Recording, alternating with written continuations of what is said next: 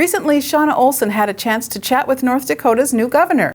Doug Burgum's family ran a grain elevator in Arthur, North Dakota, and he says growing up in agribusiness gave him a good background to be successful in business, and he believes it serves him well as governor. Doug, I want to talk a little bit about your ag background and your passion for agriculture. Can you tell us about that?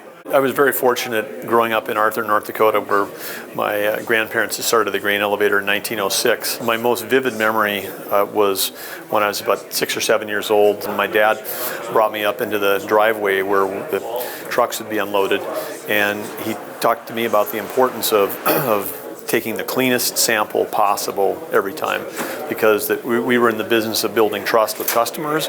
We built trust every single transaction, and that trust had to extend not just for that one load or that one season, but had to be year after year and then generation after generation. So that was an important business lesson. But then the work ethic of working there, because the first thing you get to do when you're working in an elevator is you learn how to shovel grain, and you get to shovel grain every day of the year if you want to shovel grain.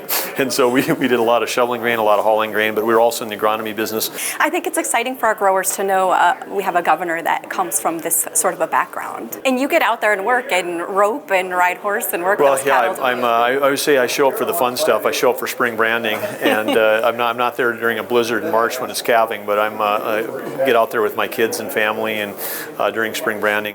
Talk about your Main Street initiatives, and what are some other ways you plan on bringing jobs to rural communities? We've got 15,000 jobs open in North Dakota, but what we want to make sure is we've got to build communities that young people want to live in, and they want to raise a family. And in part of that, we've got to make sure that that every community in the state that we have is focused on making sure that they've got vibrant, interesting businesses on Main Street, that they've got their right kind of infrastructure, so their property taxes are in the right place. And so this is, again, vibrant, healthy, economically sound communities.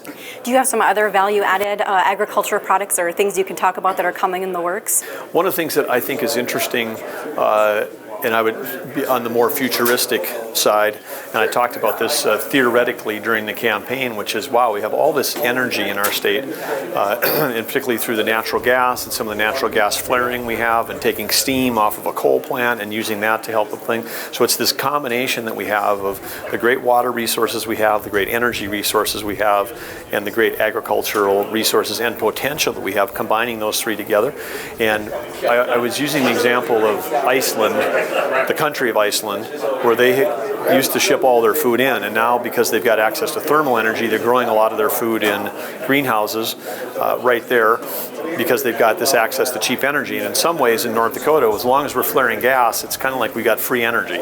And so what could you do with that? Well, then I had said, well, would it be possible to use that to build greenhouses? And then a few weeks ago, I actually met an entrepreneur that's working on the idea of taking energy from a power plant, building 900 acres of greenhouses, taking the pure CO2 stream that comes off an ethanol plant and putting that CO2 into those greenhouses, because a lot of talk about how CO2 bad for the planet. CO2 very good for plants. Plants love CO2, and so if you can have a CO2 enriched environment in a greenhouse, it'd be interesting to see how much more we could produce. So I mean, the idea that we could maybe start moving towards, again, some of the specialty crops, because you walk into a grocery store in North Dakota, and I'm not talking about corn or soybeans, you walk into a grocery store in North Dakota and want to buy raspberries in January, they might have been grown in Mexico or Chile, or blueberries from California or somewhere, and I think of all the transportation costs getting those products here, and what if we could be growing those kinds of products year-round in North Dakota and doing it a cost-effective way? I mean, it's very, very exciting, but we can do that with a combination of energy